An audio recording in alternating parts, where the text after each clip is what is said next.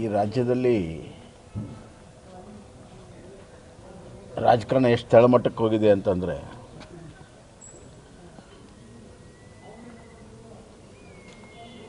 ವಿರೋಧ ಪಕ್ಷ ಹಣಿಯಲು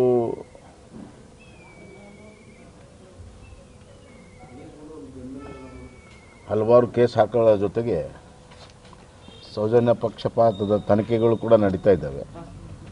ಅದರ ಜೊತೆಗೆ ಹಿರಿಯ ಅಧಿಕಾರಿಗಳನ್ನು ದುರುಪಯೋಗ ಮಾಡಿಕೊಳ್ಳುವಂಥ ಮಟ್ಟಕ್ಕೂ ಕೂಡ ಇಳಿದಿದೆ.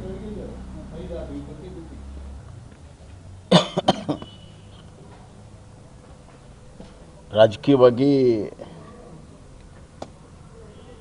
ಒಂದು ರೀತಿಯಲ್ಲಿ ರಕ್ಷಣೆ ಇರೋ ಕಾರಣದಿಂದ ಈ ಥರ ಮಾತುಗಳು ಅಧಿಕಾರಿಗಳಿಂದ ಬರ್ತಾ ಇದೆ. ಈ ಥರ ತಳಮಟ್ಟದ ರಾಜಕಾರಣ ಹಿಂದೆಂದೂ ಆಗಿರಲಿಲ್ಲ.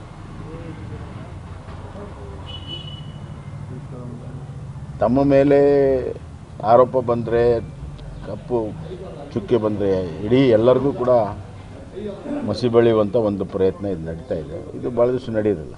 ಅಂತಿಮವಾಗಿ ಕಾನೂನು ತನ್ನ ಕೆಲಸವನ್ನು ಮಾಡ್ತೀವಿ.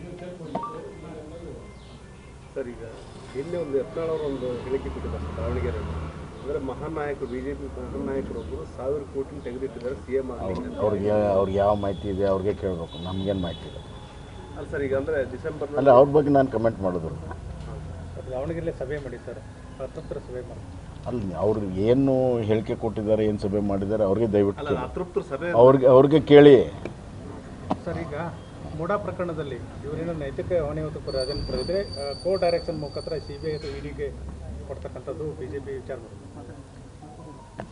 ಹಂಗೆ ಕೇಳಿದ್ರಿ ಏನು ಪ್ರಶ್ನೆ? ಹಂಗೆ ಕೇಳಿದ್ರಿ ಏನು ಅರ್ಥ? ಅದಕ್ಕೆ ಈಗಾಗಲೇ